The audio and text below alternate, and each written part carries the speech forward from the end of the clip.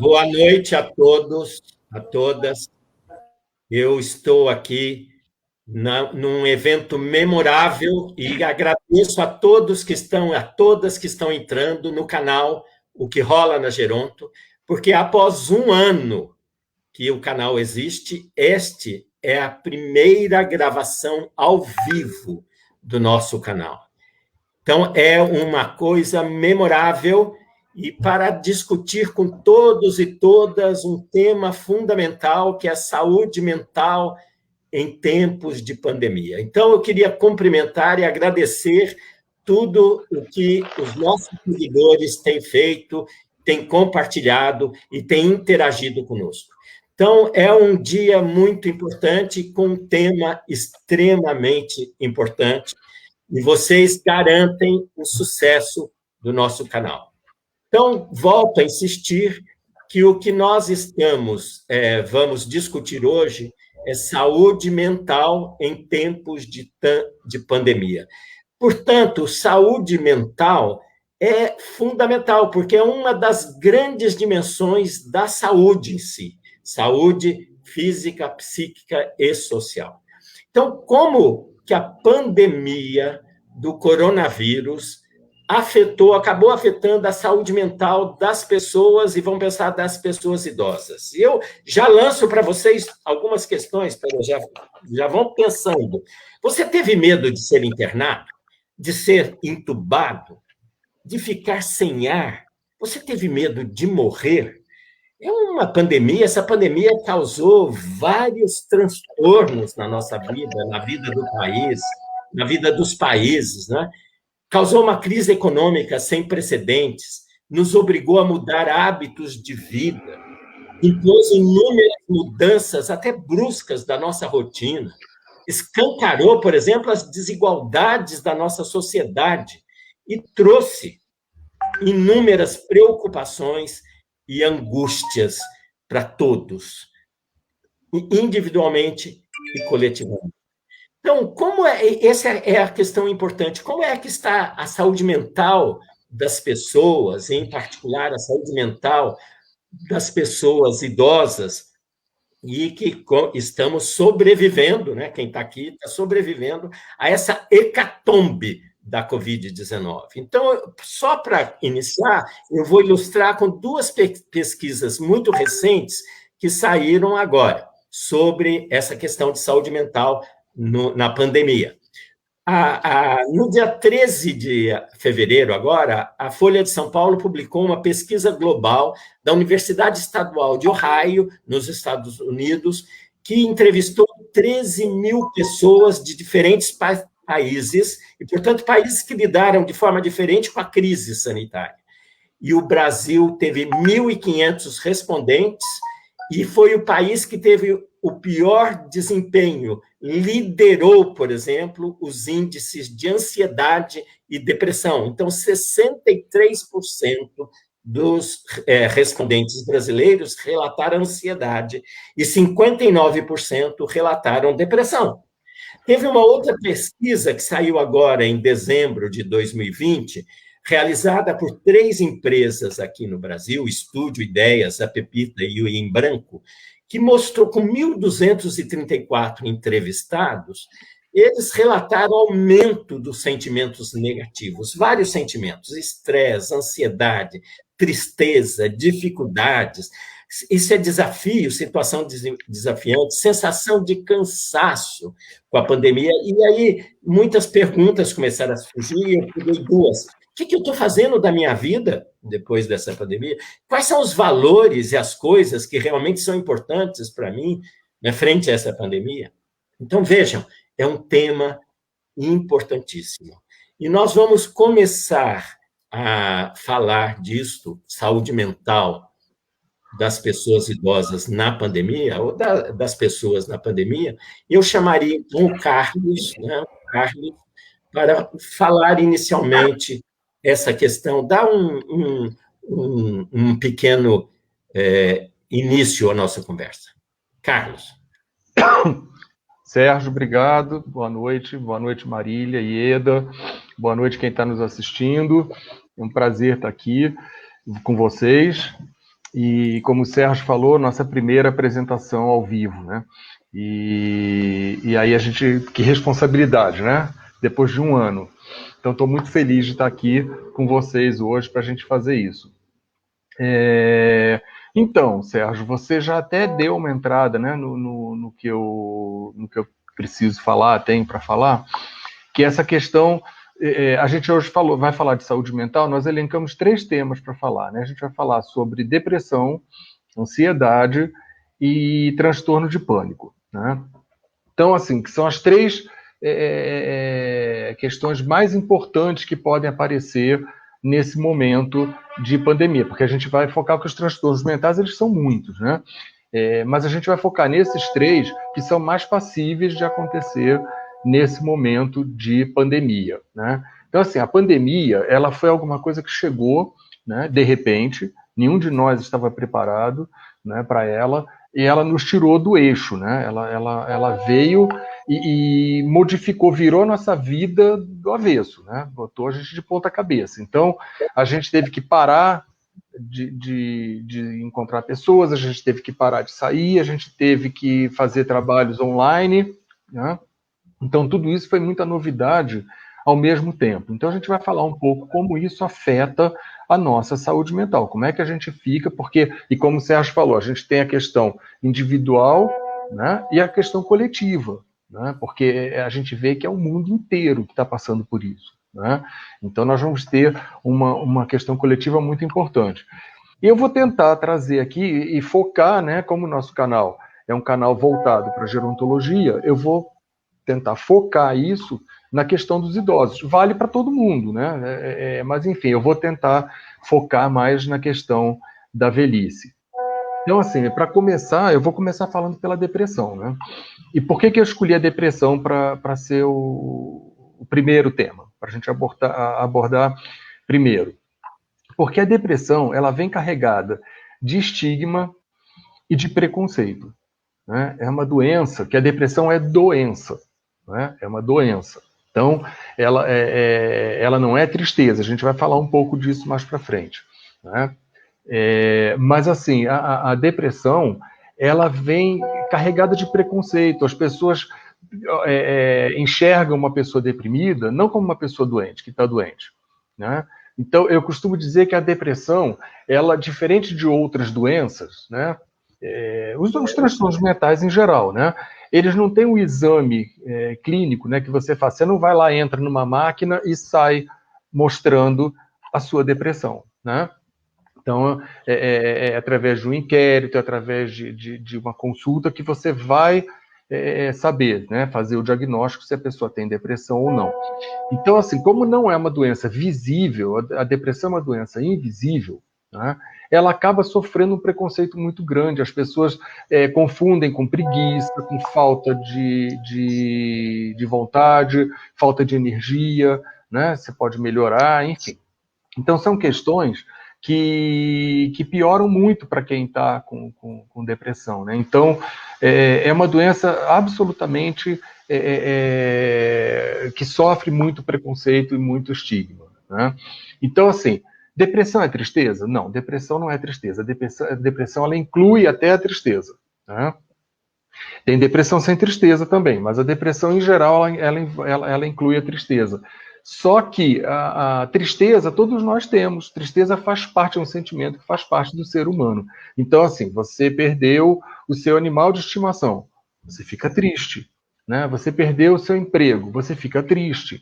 Então, nós temos momentos, a tristeza, ela faz parte do nosso repertório de emoções, né? Então, nós sentimos tristeza. Agora, isso é depressão? Não, tristeza não é depressão. Tristeza é um momento que você passa, né, e que é momentâneo e depois ela passa. Ela pode até se estender um pouco mais, mas ela por si só ela não configura depressão. Então, a gente tem, para a gente diagnosticar que uma pessoa tem depressão, a gente precisa ter critérios, né, critérios diagnósticos para isso. O instrumento que nos dá base para a gente diagnosticar a depressão é o DSM-5, que é o Manual de Diagnóstico e Estatística de Transtornos Mentais, tá? E da Associação Psiquiátrica Americana. Então, ele elenca uma série de sintomas, certo? E critérios para que esses sintomas possam definir se uma pessoa tem ou não depressão, tá? Então, eu vou ler aqui, né? Esse eu vou ler aqui na minha colinha para vocês. Quais são esses sintomas, né? São 9 sintomas e a pessoa precisa ter 5, no mínimo 5 deles, tá? 5 desses sintomas. Então, assim, o primeiro deles, humor deprimido, certo? Então, seria essa tristeza, né? O humor deprimido é o primeiro. É a pessoa estar triste, a pessoa estar sem energia, essa coisa mais deprimida, da tristeza. Então, o humor deprimido, ele precisa aparecer, tá? É o primeiro.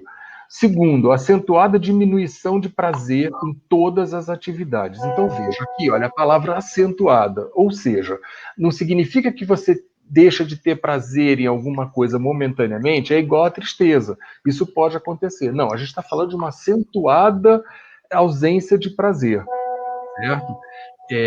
Em todas ou quase todas as atividades. Aqui é interessante a gente ressaltar que, assim, não é qualquer atividade. São atividades que normalmente te davam prazer e que agora você não sente mais prazer. Aquilo repentinamente, aquilo deixa de te dar prazer. Então, quando você soma várias questões, porque tem coisas que a gente deixa de sentir prazer mesmo na vida, né? Mas quando a gente junta praticamente tudo aquilo que te dava prazer, né? E você deixa de sentir prazer em praticamente tudo, isso pode ser um sintoma, né? Esse é um sintoma que a gente deve levar em consideração. Então, a perda ou ganho significativo de peso. Então, veja, quando a pessoa está deprimida, ela acaba descontrolando também o seu processo alimentar. Tá? Então, ela pode se alimentar mais, ela pode não ter vontade de comer, né? Ou ela pode comer demais. Então, ela pode ganhar peso ou pode perder peso. Tá? Insônia. Insônia também é bastante comum, né? Insônia é um sintoma que deve ser levado em conta, mas o contrário também, a hipersonia, ou seja, a pessoa que tem muito sono, certo? A pessoa que tem. Porque é comum a gente ver pessoas deprimidas, aquela pessoa que quer passar o dia na cama e dormir muitas horas por dia, né? Então, esse é um sintoma que deve ser levado em conta de depressão. Agitação ou retardo motor. Então, a pessoa pode ficar agitada ou o contrário, ela pode ficar de uma forma mais letárgica, ela pode ficar mais paralisada, mais parada, né? Ela pode ter um retardo motor. Fadiga, perda de energia. Então, a pessoa se sente muito cansada, muito fatigada, né? Ela não tem energia para fazer nada. Então, vejam, esses exemplos que eu estou dando, né, de sintomas, a gente já pode até costurando alguma coisa para pensar assim, olha, se a pessoa se sente fatigada, será que ela tem condições de sair da cama? Ela tem condições de você dizer, olha, vamos caminhar, né, no parque, enfim, né? Ela está fatigada, então não necessariamente ela vai conseguir fazer isso, né? Sentimento de inutilidade ou culpa, né? Também aqui de forma excessiva. Então, aquela pessoa que sente que a vida dela não é mais útil para nada, né? Que ela não serve para nada, ela só vê coisas negativas, né? Então, é esse sentimento de inutilidade que a pessoa tem. Ela sente que ela isso em idosos, né? Acaba sendo muito comum, né? Idosos que sentem que não serve mais para nada, que agora ele só dá prejuízo para a família, que ele é um peso para a família. Então, isso acaba sendo muito comum, né? Talvez por isso a depressão tenha uma prevalência tão grande em pessoas idosas, né? Uma capacidade diminuída para pensar, certo? Para se concentrar nas coisas. Então, a pessoa perde o poder de concentração, ela perde o poder de centrar em algumas coisas, né? De pensar em algumas coisas. Então, a pessoa acaba tendo isso, às vezes, até confuso com algum tipo de perda cognitiva, porque a pessoa ela pode perder a sua capacidade de pensar, né? Ela vai ter, não perder, mas vai ter diminuída a sua capacidade de pensar. E pensamentos, por último, pensamentos recorrentes sobre morte, certo? Ou ideação suicida, ou seja, aquela pessoa que ela pensa o tempo inteiro na morte, ou ela pensa em se matar, certo?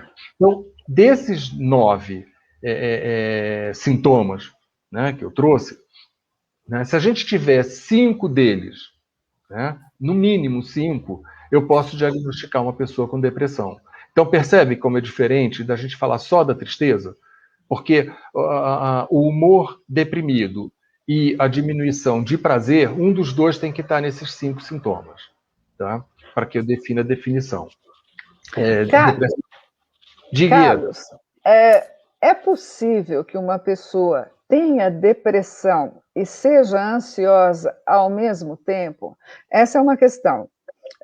Eu conheci pessoas que diziam ser deprimidas, mas elas tinham comportamentos extremamente ansiosos. Tá?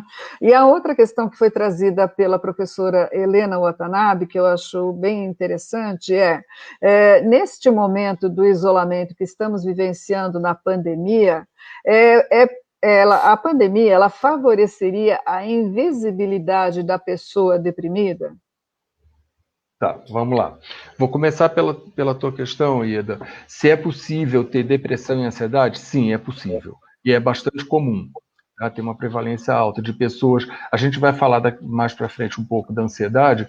Então, é muito comum uma pessoa diagnosticada com depressão e ela ter como comorbidade a ansiedade, e é muito comum uma pessoa diagnosticada com transtorno de ansiedade generalizada, ela ter como comorbidade a depressão. Tá? Isso tem uma prevalência ainda maior em pessoas institucionalizadas. Tá? Então, a pessoa pode, sim, apresentar um quadro de depressão ansiosa. Né? Agora, em relação à questão que a Helena fez, então, as pessoas ficaram mais isoladas, né? É uma questão importante essa, Helena, porque que a gente ficou mais isolada, muitas pessoas deixaram principalmente idosos, né? Por medo de sair, medo de se contaminar. Essas pessoas, elas começaram a não frequentar mais os seus médicos de referência. Ela não vai ao médico, né? Então, uma doença que surja, por exemplo, uma depressão que apareça aí nesse momento, né? Por todos os eventos estressores que a pandemia trouxe, né? Então, a pessoa que entra num quadro depressivo, muitas vezes ela não vai ser diagnosticada, até porque ela não vai procurar um profissional. Então, acaba, ou então fica mascarado pela questão de dizer assim, olha, isso é por causa da pandemia, né? Quando, na verdade, a pandemia, às vezes, foi até um gatilho para alguma coisa que já estava lá, né? Então, mas pode sim, ela pode ser mais invisível e até naquilo que eu comecei dizendo, né, em relação ao preconceito, pode acontecer isso, da pessoa dizer, não, mas não fica assim, né, vai passar, a pandemia vai passar, né, a gente começou a dizer vai passar há 1 ano, né, vai fazer 1 ano que vai passar, e não passou, né, então, essa é uma questão muito séria, e não passou, e a gente agora que a gente conhece melhor a pandemia, né, e tudo que vem dela, né, agora que a gente está vendo começar as vacinas, a gente viu que não passou e ainda vai demorar a passar. Não vai ser alguma coisa rápida, a gente não vai tomar vacina, começar a vacinar agora, e daqui 2, 3 meses a gente sai da pandemia. Não, a gente vai ainda levar um bom tempo para sair disso. A gente já conversou um pouco em outro programa, né, que a gente falou sobre vacinas, né? A gente vai levar um tempo até que a população inteira esteja vacinada e a gente possa começar a sair disso. Até lá, a gente vai ter que ter medidas de prevenção, a gente ainda vai ter que tomar certos cuidados. Então, é alguma coisa que veio, está 1 ano, não passou ainda e vai demorar a passar. Né? Carlos, diga, Maria. Maria? Carlos, acho que a Maria caiu. Caiu. Eu queria dizer a todos que podem começar a elaborar as perguntas, encaminhar aí nos comentários, né, porque depois a gente vai conseguir responder as perguntas, nós vamos selecionar e responder as perguntas das pessoas que estão ao vivo. Voltei, Carlos. Então, diga, Marília. A Luciana Feldman, que está conosco aqui, ela faz um comentário interessante, que depressão é uma das doenças mais graves, porque a sociedade acha que é frescura e deixa o paciente ainda pior. Por que a depressão não é tão vista pela sociedade. Você ter um problema cardíaco é uma coisa, você ser hipertenso é uma coisa, mas ter depressão já existe um juízo, um valor negativo. Por que acontece isso em relação à depressão e às doenças mentais, Carlos? Então, é um pouco em cima daquela invisibilidade que eu falei, né? Você não tem, quando você tem um problema cardíaco, por exemplo, você faz um exame e esse exame aponta o seu problema cardíaco, né? Se você tem um tumor, você entra numa máquina, aquela máquina vai mostrar o seu tumor, né? A doença mental, né? O transtorno mental, ele não tem isso. Né? E a gente traz todo um estigma, né, das doenças psiquiátricas, né, a gente de relacionar a loucura. Então, assim, se a gente fala psiquiatra, por exemplo, é alguma coisa que assusta. Né? Então, se a gente fala uma doença psiquiátrica, ela vem carregada de estigmas. Então, tem muito preconceito em cima, né, da depressão. Então, é essa ideia mesmo, né, de que ela não existe, de que é alguma coisa que, assim, se você tiver força de vontade, ó, legal. Se você tiver força de vontade, você sai da depressão. As pessoas não enxergam a depressão como alguma coisa que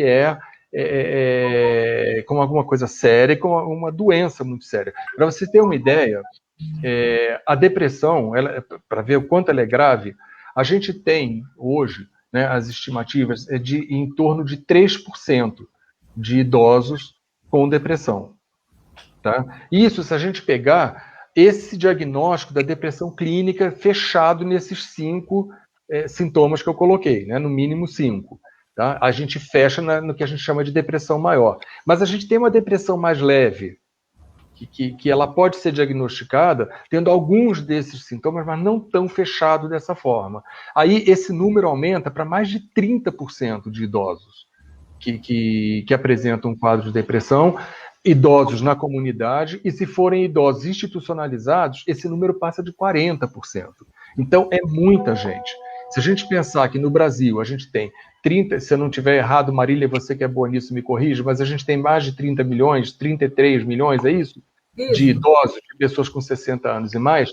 Então, se você pegar e fizer a conta, né, de quanto representa, vamos pegar o número mais baixo, os 3%, é muita gente. E aí eu vou dizer para você, depressão é uma doença que mata?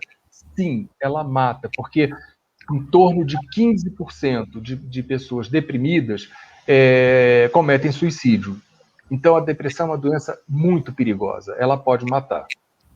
Ô, Carlos, só complementando, a professora Helena nos fala assim que o preconceito em relação à doença na população idosa é maior. Você concorda com isso? Ou a gente pensa, é normal o idoso ser deprimido, ou idosa, né? Que também tem diferença de gênero, é isso? Acaba sendo... Eu não sei se o preconceito é maior na velhice, tá? Eu não saberia te dizer isso é maior, porque eu acho que a depressão ela tem um preconceito em qualquer faixa etária. Tá? Eu acho que, talvez, eu acredito até que seja o contrário. Eu acho que com as pessoas mais jovens, esse preconceito seja maior até por conta da questão laboral, né? A pessoa não consegue trabalhar muitas vezes, né? Então, se você é tão jovem, tão cheio de saúde, tão cheio de energia, e aí está deprimido, o que é essa depressão? Né? Ao contrário que para idosos, tem um preconceito contrário, que é assim, isso é normal da idade. Né? A pessoa envelhecer, mas é normal da idade estar deprimido. Faz parte do envelhecimento, quando na verdade não faz parte do envelhecimento. Né? Nenhuma doença faz parte. A doença tem que ser tratada. Né? Eu não posso dizer, não faz parte, isso faz parte da velhice, deixa para lá e a pessoa conviva com isso e aprenda a conviver de qualquer forma. Não, isso precisa ser tratado. Depressão tem tratamento. Né? É uma doença, aliás, bastante tratável. Né? E que dá para se cuidar. Então, eu arriscaria dizer que a depressão ela tem sim preconceito também na velhice, mas eu arriscaria dizer que para as pessoas mais jovens é mais. Carlos, se eu tive, a Helena está perguntando, se eu já tive depressão anteriormente e voltar a ter um outro, e tratei, e eu voltar a ter um outro quadro de depressão, eu tendo a ter um quadro ainda maior que eu tive anteriormente, ou seja, ela pode ser mais grave? Sim, pode ser. Pode ser. Se ela é recorrente, ela pode ser mais grave. Principalmente porque pessoas que vão ter a depressão e não vão ter o tratamento adequado, que é muito comum.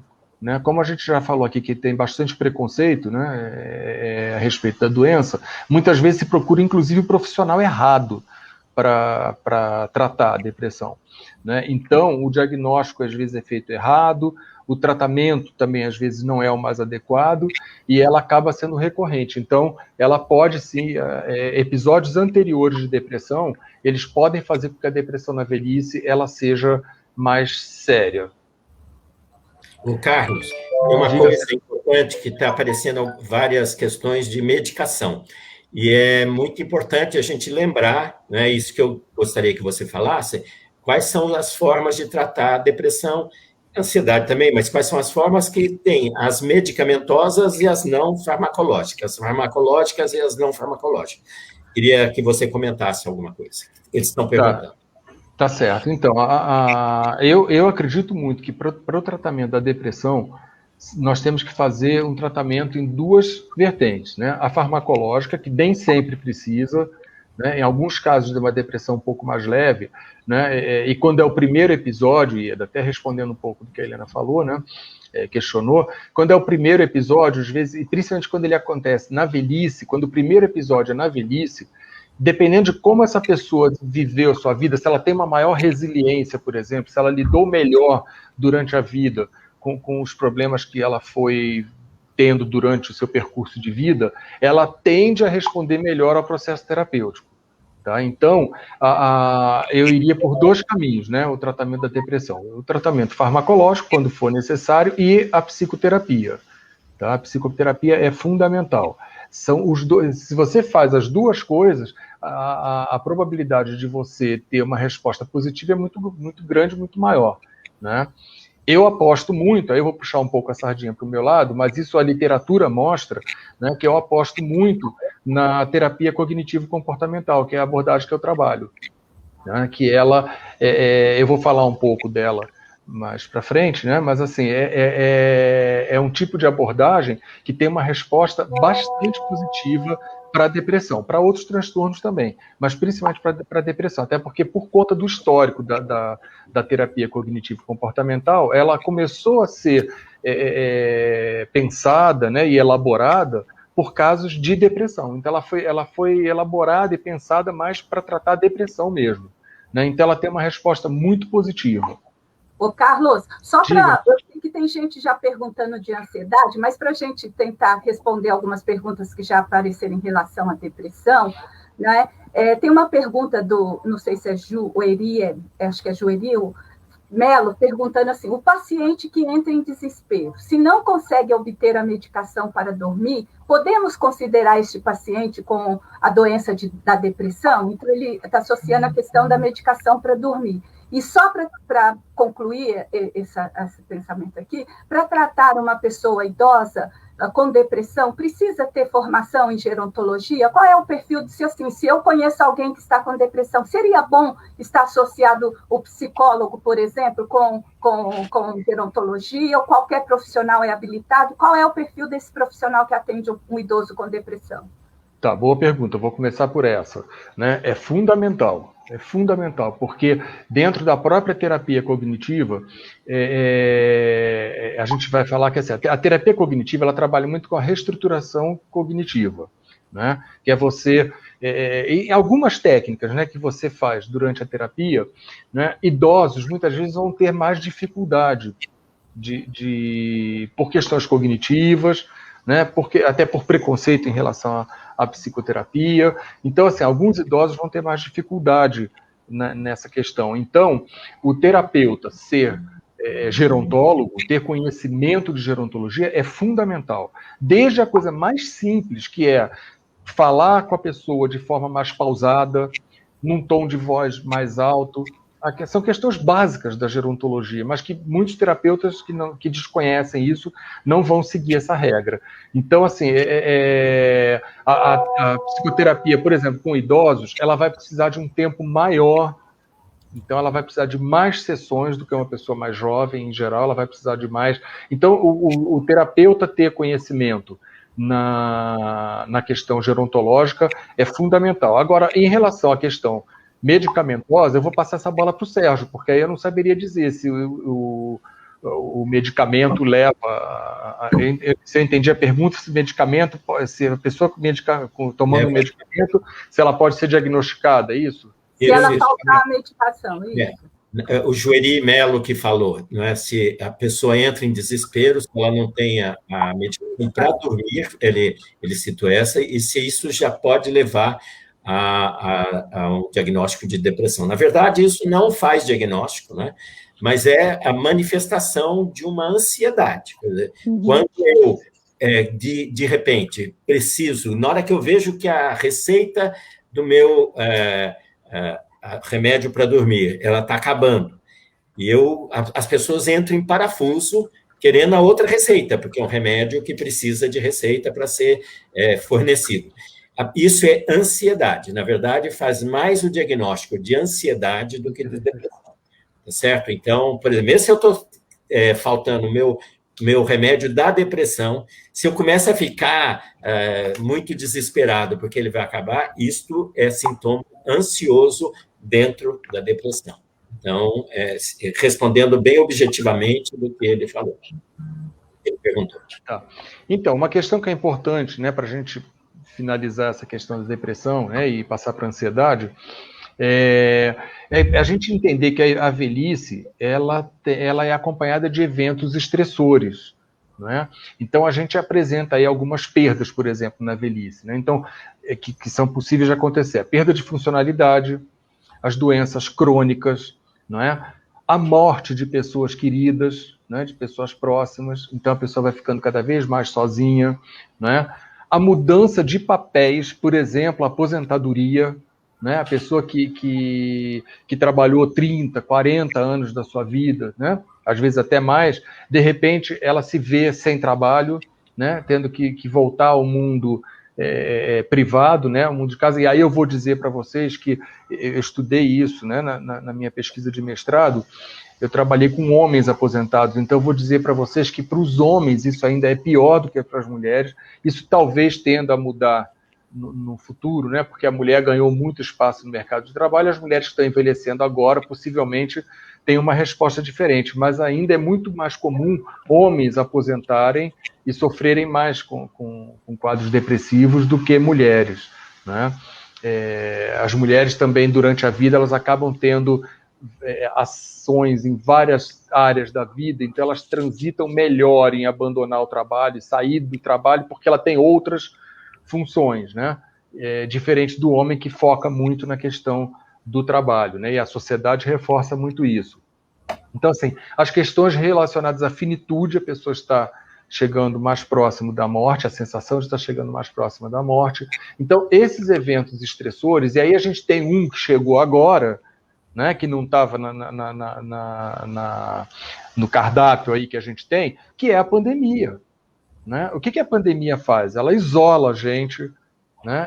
Porque a gente sabe que uma pessoa que não tem contato social, por exemplo, né, ela tende mais à depressão.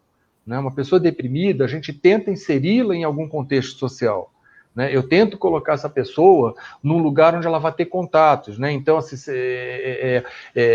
num grupo de convivência, junto com a família, enfim, mas tentar fazer com que essa pessoa tenha contatos sociais é fundamental. E a pandemia veio para quê? Para fazer o contrário. A pandemia nos isolou. Mesmo a pessoa idosa que mora com a família, né? Se essa família, por exemplo, trabalha fora, eles não vão poder ter muito contato dentro de casa. Mesmo dentro de casa, a pessoa vai estar, mesmo compartilhando a casa com outras pessoas, ela vai ter que estar isolada. Então, isso faz com que a pessoa se sinta muito sozinha e, ainda mais, né, além dessa questão de se isolar do mundo, né, ela deixa de frequentar o centro de convivência, ela deixa de frequentar a igreja, ela deixa de frequentar o grupo de amigas, né, que ela tinha lá para tomar um chá, ela não tem contato com a sua família, né? E ainda por cima, ela tem, a gente já falou isso aqui em outros programas, né? Ela tem o tempo inteiro um bombardeamento de questões de morte, né? De assim, olha, idoso é o alvo da Covid, né? Idoso é o alvo, é você que vai morrer se pegar Covid, né? E aí as estatísticas, né? E as estatísticas não estão erradas, é isso mesmo, né? 77% das pessoas que vão a óbito são pessoas idosas. né? Então, o tempo inteiro você está recebendo, você está sozinho, você, de repente, fica destituído da sua vida social e ainda com essa mensagem o tempo inteiro de que você é o alvo dessa possível morte. O Carlos, tem uma. Como você já falou de ansiedade, já estão até querendo também definição de ansiedade. Tem uma pergunta aqui do Fábio, dizendo como é que você sabe que deixa de ser ansiedade, começa a ser depressão? Como é que é essa inter-relação entre ansiedade e depressão? Então, vamos lá. Eu vou trazer, do jeito que eu trouxe a depressão, eu vou trazer os sintomas que são mais característicos para a gente diagnosticar a ansiedade, tá? Então, assim, a inquietação ou sensação de estar com os nervos à flor da pele. Então, esse é o critério, né? A pessoa fica muito inquieta, aí a gente vai ter sintomas mais físicos, né, de ofegante, né? Enfim. A pessoa fica muito inquieta. Uma coisa que eu não falei, voltar um pouco na depressão, eu não falei isso, é a irritabilidade, tá? Pessoas com depressão podem ficar muito irritadas, extremamente irritadas. Isso não entrou ali no critério diagnóstico, mas é um sintoma bastante comum, a irritação. Então, vamos lá, para a ansiedade. A inquietação, né? A fadiga, que aí confunde um pouco a depressão, por isso que a gente tem que elencar, né, 5 ou mais na depressão, e no transtorno de ansiedade generalizada, que é o que eu estou falando agora, são 3 ou mais sintomas, tá? Então, a fadiga, a dificuldade de concentrar-se ou sensações de branco na mente, que é aquela coisa assim de sentir que está tendo falha, né? Que está dando branco. Aí vem irritabilidade, tá? Tensão muscular, que aparece, e perturbação do sono. Então, você vê que tem critérios que são muito parecidos com a depressão. Por isso que a análise clínica ela é importante, né? Porque é nessa entrevista que você vai fazer, tem alguns inquéritos, né? Dentro da própria terapia cognitiva, a gente tem alguns inquéritos que vão medir, né, se eu estou trabalhando com depressão ou com ansiedade. Porque o diagnóstico, às vezes, pode se confundir, principalmente se a pessoa apresenta comorbidade e tem as duas, né? Então, eu vou ver qual que é mais importante. Ela é um quadro deprimido, que também apresenta ansiedade, ou ela tem um quadro de ansiedade que apresenta sintomas depressivos, né? Lembrando que, assim, gente, a ansiedade é igual eu falei da tristeza, né? Ansiedade é necessária ao ser humano. O ser humano precisa da ansiedade. A ansiedade nos protege. Então, a ansiedade faz que, por exemplo, você vai dar uma aula, né, e você fica ansioso antes, e essa ansiedade faz com que você se movimente para você estudar para essa aula, preparar essa aula. Né? A ansiedade ela faz com que você lide com problemas futuros, que a ansiedade sempre está muito ligada a futuro, né? Questões de futuro. Então, assim, a ansiedade é uma preocupação excessiva com o futuro. Então, eu fico preocupado com o que vai acontecer, né? O que vai acontecer, geralmente o que vai acontecer de ruim, né, que aparece. Então, a gente ter claro que a ansiedade ela é necessária ao ser humano, ela faz parte do nosso repertório de emoções, a ansiedade, e ela vai passar a ser um problema quando ela for excessiva, quando ela for permanente, certo? E trouxer prejuízo funcional ou social, e até profissional. Né, se ela começa a trazer... que isso é que vai diferenciar, né, um transtorno do que não é um transtorno.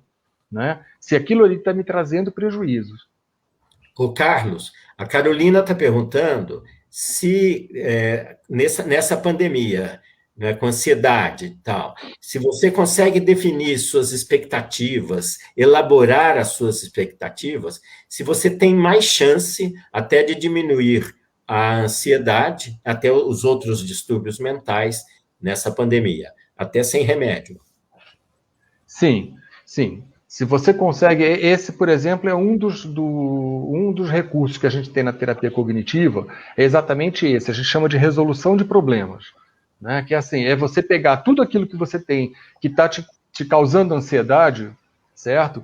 E aí você traz para o consultório, né? E você vai discutir com o paciente e vai junto com ele, chegando na resolução desses problemas. Junto com o paciente, você vai testando evidências do que é real, O que é real nesse problema? O que você está, de certa forma, aumentando, né? Vendo de uma forma exagerada. Então, fazendo isso, na hora que você tem essas expectativas futuras e você consegue trazer isso para o presente, né? E conseguir ir elaborando isso de uma forma a trabalhar isso, para que você, como eu falei, testando evidências para ver se aquilo ali é real ou não, aquele sentimento, né? Ele faz sentido ou não faz sentido.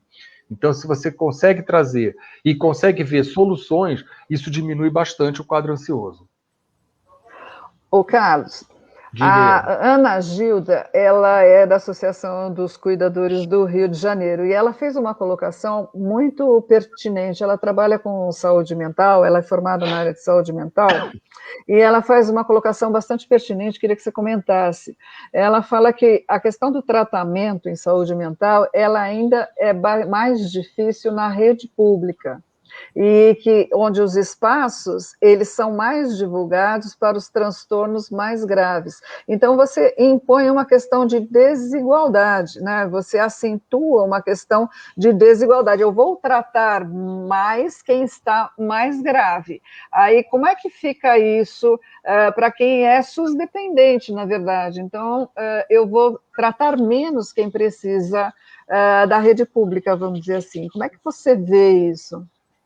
Eu vejo isso como uma desigualdade muito grande. De fato, a saúde mental, ela nunca foi prioridade, né? Assim, quando a gente pensa, a gente até já tem, né? Hoje a gente tem os CAPs, por exemplo, que trabalham muito bem a questão da saúde mental, mas a gente ainda está muito distante por exemplo, o papel do psicólogo dentro do serviço de saúde.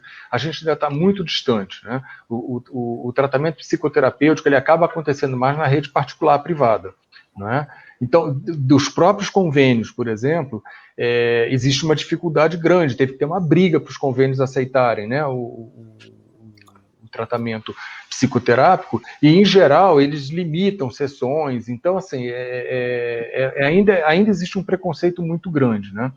Também em relação aos medicamentos, né? Não é todo medicamento que você consegue na rede. Então, a gente tem hoje antidepressivos, por exemplo, de primeira geração, enfim, né? E que não são disponibilizados na rede. Muitas vezes você vai ter dificuldade, e esses remédios são remédios caros, né? Então, eu vejo isso ainda com uma desigualdade muito grande. Né, para quem é SUS dependente, eu acho que a gente ainda precisa avançar muito nessa questão. A gente já avançou, que eu falei, a gente já tem hoje serviços de saúde mental que funcionam muito bem, como eu dei exemplo do CAPS, mas a gente ainda está muito distante de ter um serviço que dê conta mesmo, principalmente desses casos mais isolados. Ô, Carlos, você falou em terapia cognitiva, a Carolina, né, está pedindo para você esclarecer melhor o que é terapia cognitiva. Eu acho que é extremamente importante para as pessoas que não dominam esse conceito. O que ela propõe a fazer, qual a diferença dela? Tá, então, a terapia cognitiva, ela é uma abordagem que ela parte já do princípio de que, assim, você tem uma participação muito maior, tanto do terapeuta como do paciente, tá? E ela para a gente falar assim, rapidamente, né, e ficar claro como é o modelo, ela trabalha em cima de um modelo cognitivo, que é em cima de 4 fatores, que é evento, certo? Evento, que é o que acontece fora, que a gente acontece no nosso mundo, são os eventos externos e às vezes alguns internos, né, mas é um evento que acontece. Esse evento leva a um pensamento, certo? Que é um pensamento automático. Eu vou falar melhor de cada um. Um pensamento automático, esse pensamento ele leva a uma emoção, e essa emoção vai te levar a um comportamento. E às vezes no meio aí, entre a emoção e o comportamento, alguma manifestação física. Tá? Então, o que acontece? Você tem lá um determinado evento, né? Você está numa festa, por exemplo. É um evento, uma coisa bem básica. Você está numa festa, certo? Aí, nessa festa, chega uma pessoa e essa pessoa para perto de você e ela começa a rir.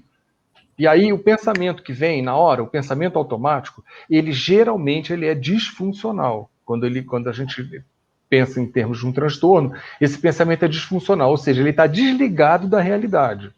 Tá? Então, a pessoa chega na festa, para do meu lado e ela começa a rir, certo? E aí, o pensamento que eu tenho é assim, ela está rindo de mim. Essa pessoa está rindo de mim. certo? Ela está rindo de mim, é o pensamento automático. Esse pensamento me leva a uma emoção de, por exemplo, eu sinto vergonha, certo? Eu sinto muita vergonha, e aí qual é o meu comportamento? Eu vou embora da festa. Um comportamento de esquiva. Dei um exemplo bem simples, tá? Mas sempre vai ser nesse modelo. Eu tenho lá, aí no processo terapêutico, por exemplo, por onde eu começo a trabalhar? Identificando o pensamento. A terapia cognitiva, a base dela é identificar o pensamento disfuncional e fazer uma reestruturação cognitiva para que eu não tenha mais, que eu identifique, que eu possa, eu como paciente, possa na minha vida identificar esses pensamentos e trocar por pensamentos que sejam mais adaptativos, certo? Então, assim, num processo terapêutico, por exemplo, eu diria para essa pessoa assim, que evidências você tem de que ela estava rindo de você? Do que mais ela poderia estar rindo? Né?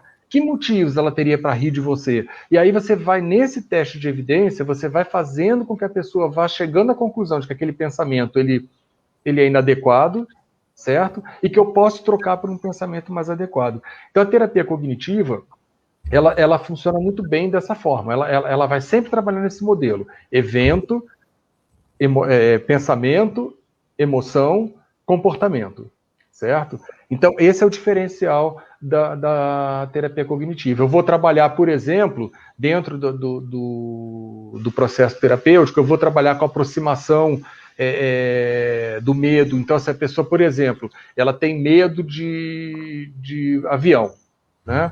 Na terapia cognitiva, como que eu vou trabalhar isso? Né? Eu vou primeiro fazer esse teste de evidências, ver por que ela tem medo de avião, mostrar para ela que avião não cai, né?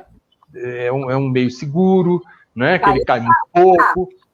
E aí eu vou trabalhar, aí eu posso começar a trabalhar com ela assim, imagina que você está dentro do avião, certo? Eu vou com exposição gradual.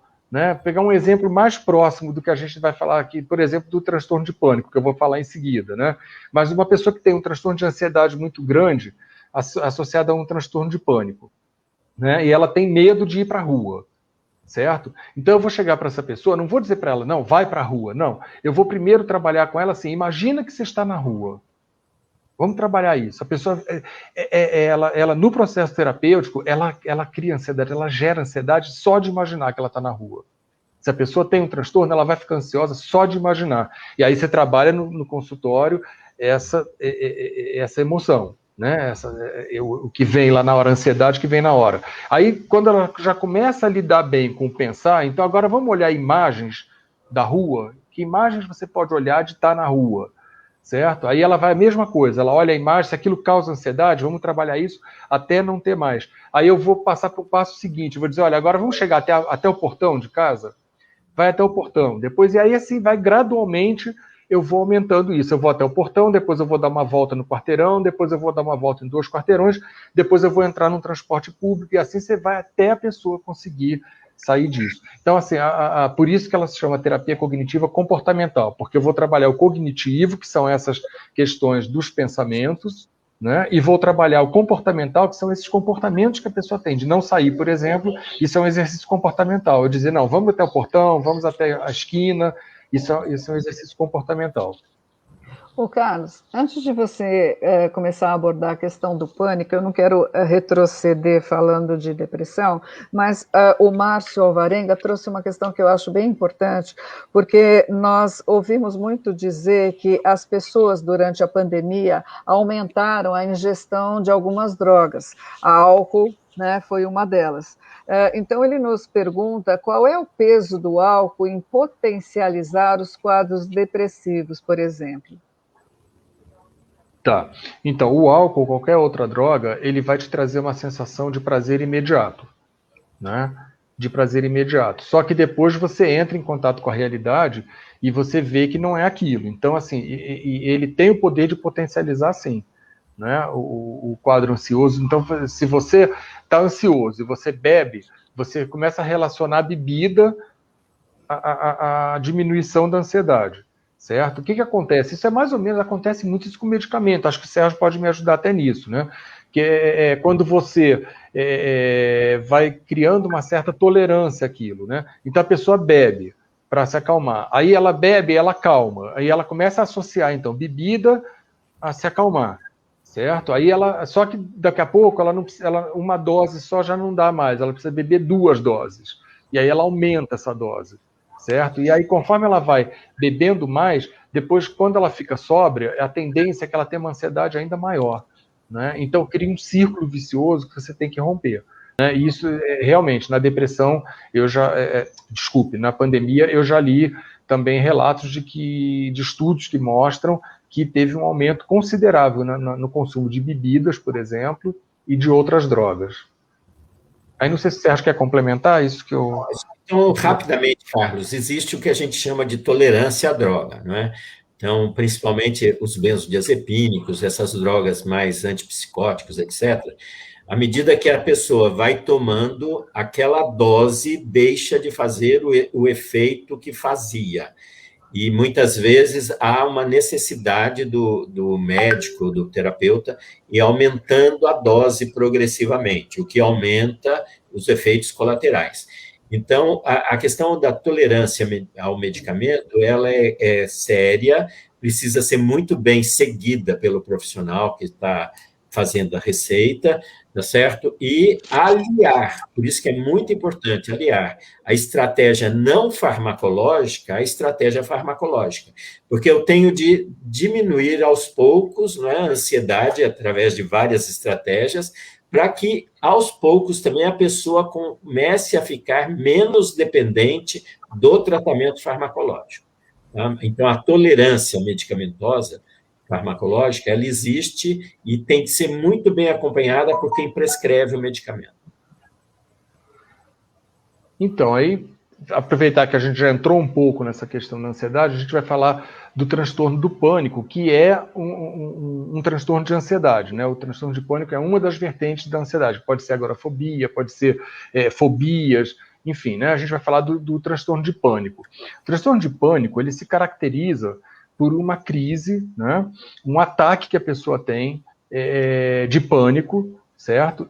Mas com sensações físicas, certo? Então, ela vai ter, dentro daqueles critérios que a gente tem, eu preciso elencar 4 critérios, tá? Entre palpitações, coração acelerado e taquicardia, sudorese, tremores, sensação de falta de ar, sensação de asfixia, dor ou desconforto no tórax, tá?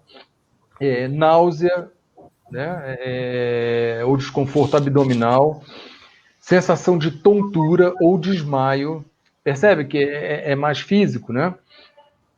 Calafrios ou ondas de calor, sensações de formigamentos, certo? Medo de perder o controle, de enlouquecer e medo de morrer. Então, as pessoas que têm um ataque de pânico, elas vão ter muito medo de morrer. Então, elas em geral, elas acabam não saindo mais sozinhas, elas acabam não indo mais para a rua. Não é porque ela tem medo da rua, ela tem medo de passar mal na rua e de ter um ataque na rua, né, ter uma crise na rua e que ninguém socorrer e ela morrer. Esse é o medo. Então, a pessoa acaba começando a não sair mais de casa, não entrar em transporte público. Por exemplo, uma diferença, né, de uma pessoa que tem pânico, ela não quer andar de avião, por exemplo. Né? É diferente da pessoa que tem ansiedade. Né? Num transtorno de ansiedade generalizada, a pessoa ela pensa sempre o negativo. Então, ela não vai andar de avião porque o avião vai cair. Esse é o pensamento. Esse avião vai cair. Então, eu não vou andar porque se ele cair, eu vou morrer. Esse é o pensamento do transtorno de ansiedade.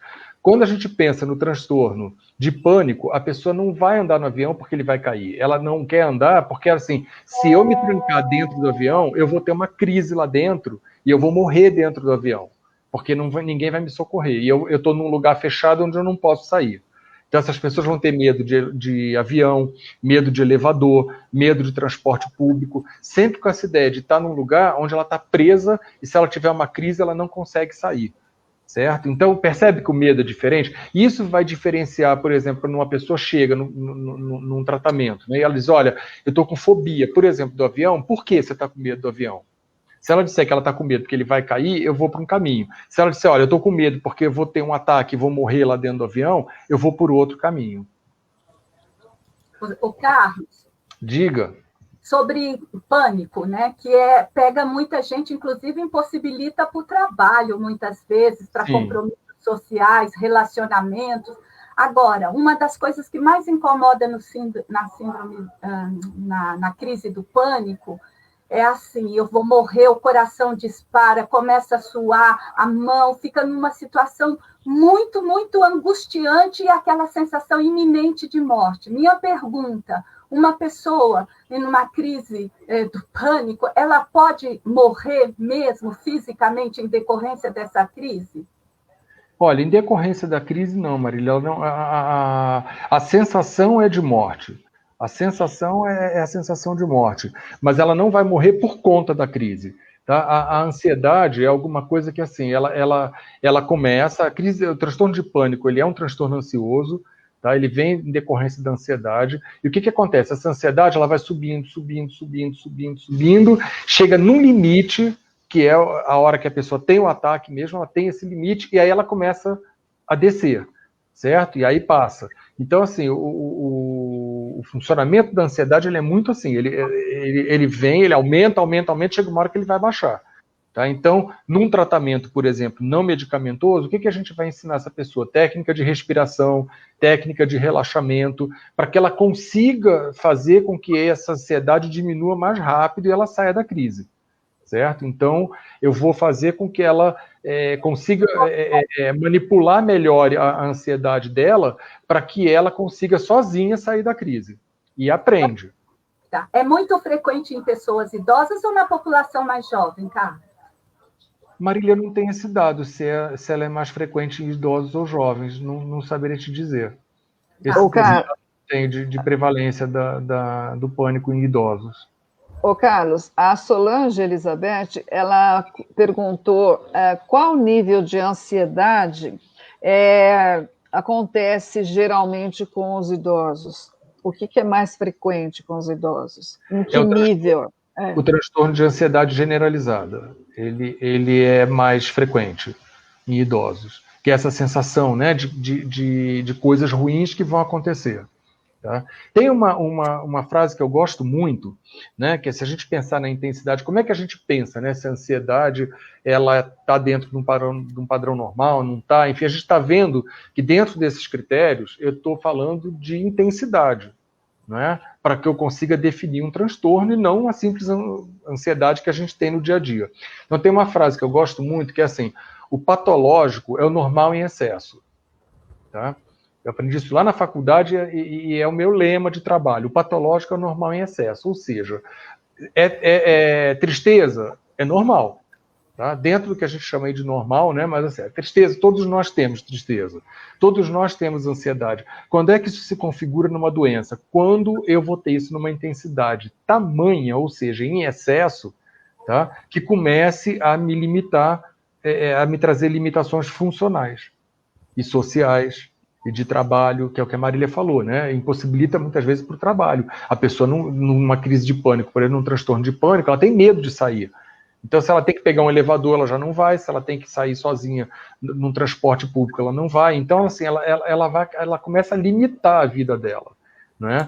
Então, eu gosto muito dessa frase, que o patológico é o normal em excesso, que ela define bastante isso, do que é normal, o que é doente, né? Você já falou sobre a questão da pessoa de incapacitar, inclusive, para o trabalho. Aí a Cláudia complementa a pergunta dizendo assim, como a equipe de trabalho pode contribuir quando ela retornar ao trabalho? Qual é o papel dos colegas de trabalho quando vem uma pessoa que todo mundo sabe que ela teve uma crise de pânico? Como você acha? Tá, então, acho que assim, primeiro passo é a pessoa não reforçar muito, né? Falar muito, deixa que a pessoa fale sobre a sua condição, não é? Essa é uma questão, não ficar perguntando muito, não ficar falando, não ficar querendo, né? E outra coisa é não lidar assim como se fosse, né, uma coisa...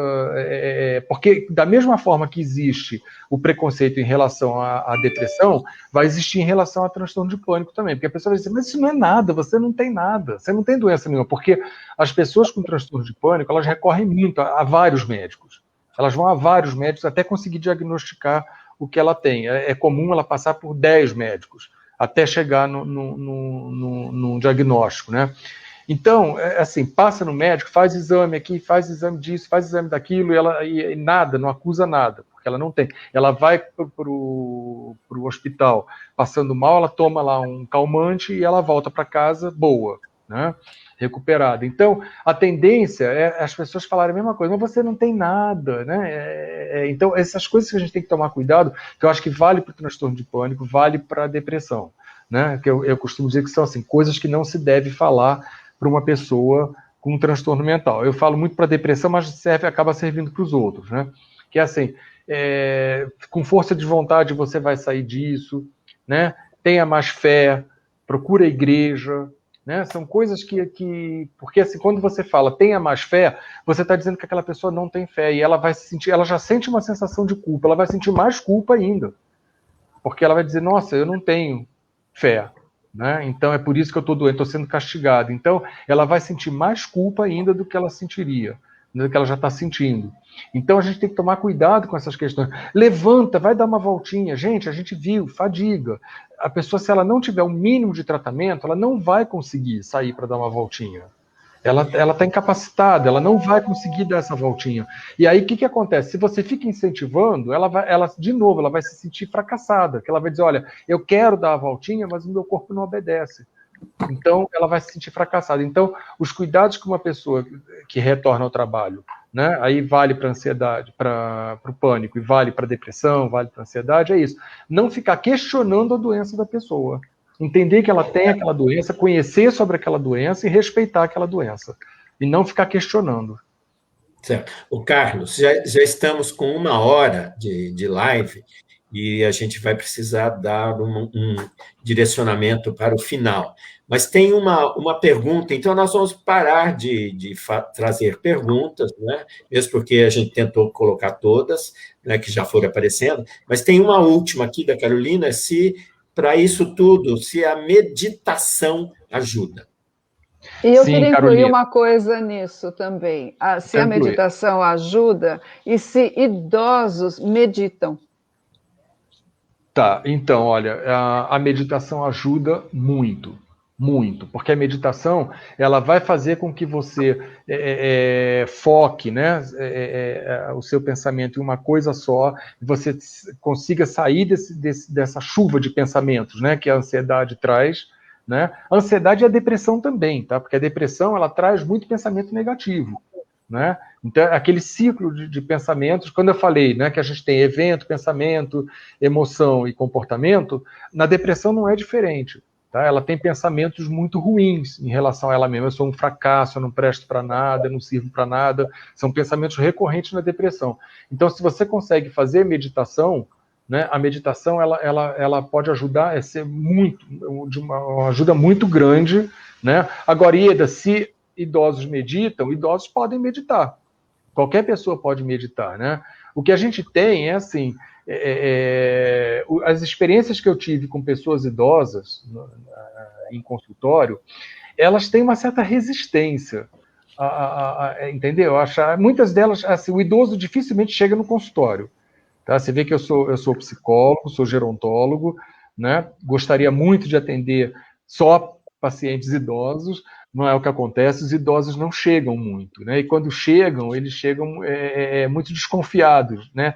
Muitos chegam, fazem 2, 3 sessões e vão embora. Eles acham que é bate-papo, que não serve para nada, pensa que é mágico, né? Que 2 sessões você já sai curado.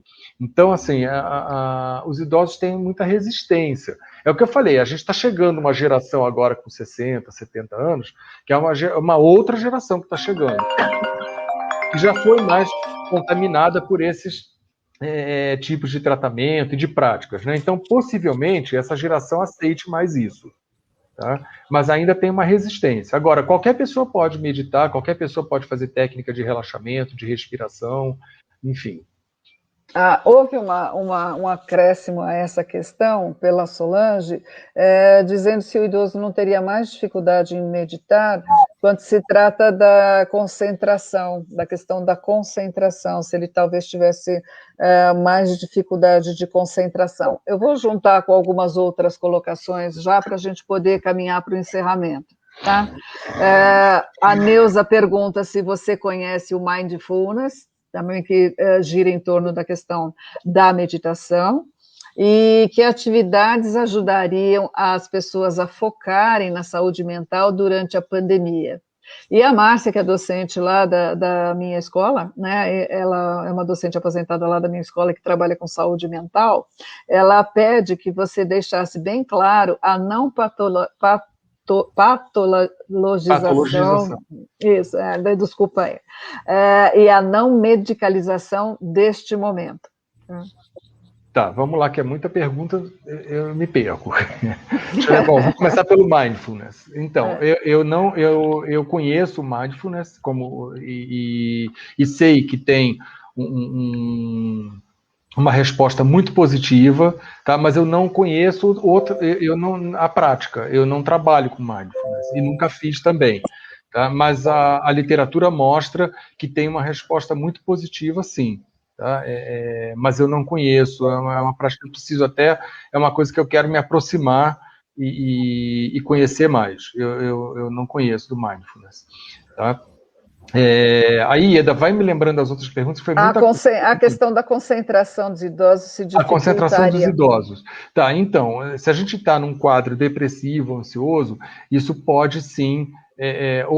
se o idoso tem alguma perda cognitiva, mesmo que não seja uma demência, tá, isso pode dificultar. Por isso que é importante que o terapeuta seja gerontólogo, porque ele ficar atento a essas questões, entendeu? De que eu vou ter que pegar aquela técnica que eu trabalho com jovem, eu vou ter que adaptar essa técnica para trabalhar com uma pessoa mais idosa. Eu tenho que ver se ela está acompanhando o ritmo. Então, talvez eu precise num ritmo mais lento, certo? Ou ao trocar de técnica, porque aquela ali para ela não vai fazer sentido, ela não consegue acompanhar. Pode ter uma dificuldade, sim. E que atividades ajudariam a focar na nossa saúde mental nesse momento da pandemia?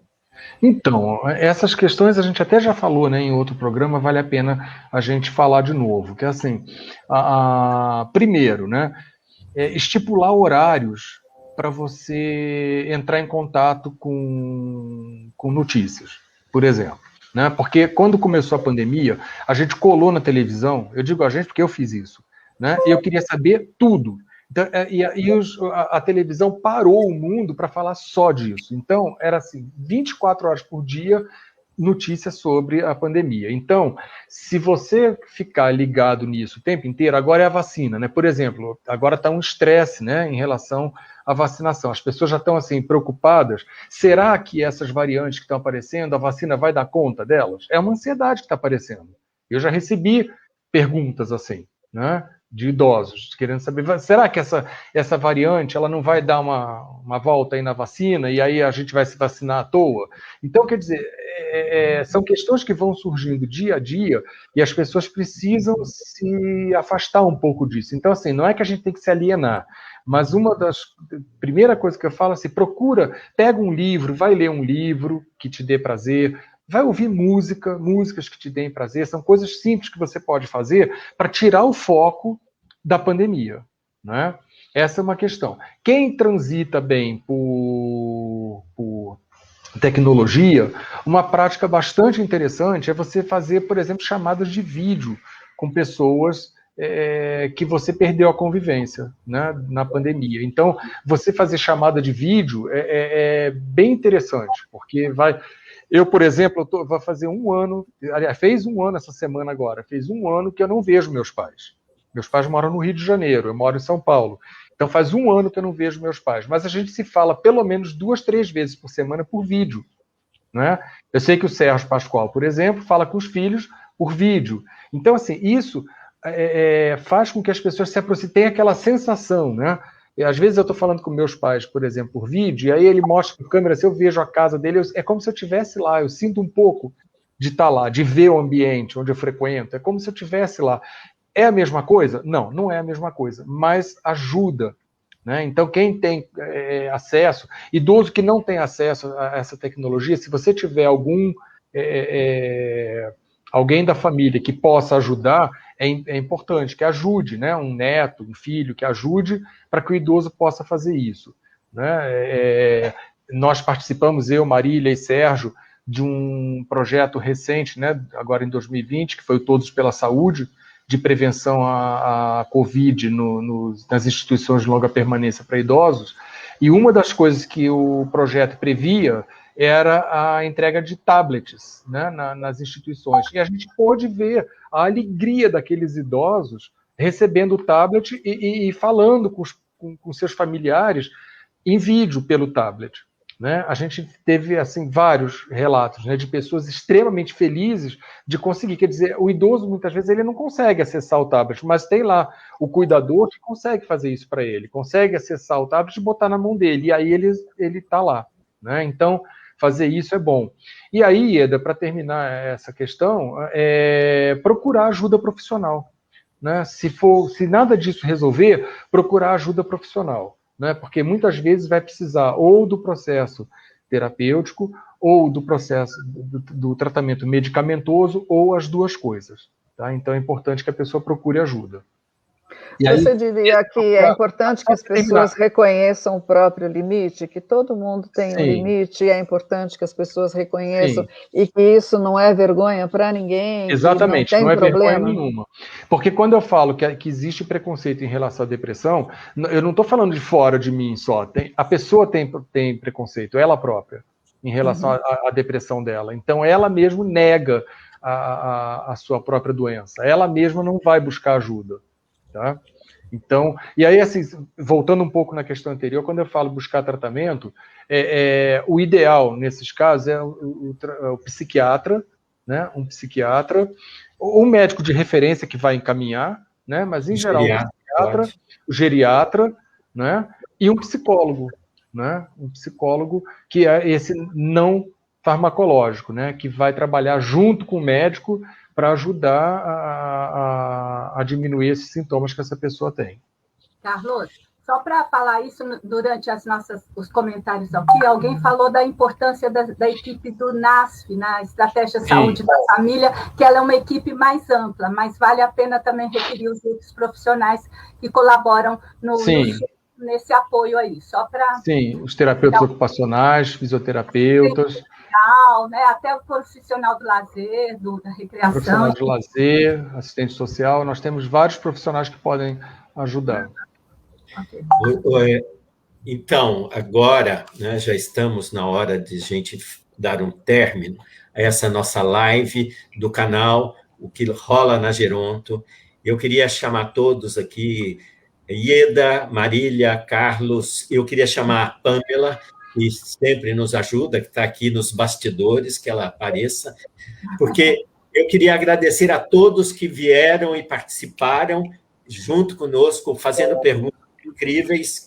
Espero que nós tenhamos conseguido ajudar, né, a todos nas dúvidas e dizer a todos que isto vai estar gravado, já está gravado, e nós postaremos brevemente no nosso canal O que Rola na Geronto, lá no YouTube. Então, esta nossa conversa de hoje está gravada e será postada no canal do YouTube, O que Rola na Geronto. Então, agradeço a todos de estarem aqui presentes conosco e dizer, divulguem, levem essas informações para mais gente. Né? Lá no YouTube, acione o sininho e façam, né, dê o like, que é muito importante para o canal O que Rola na Geronto.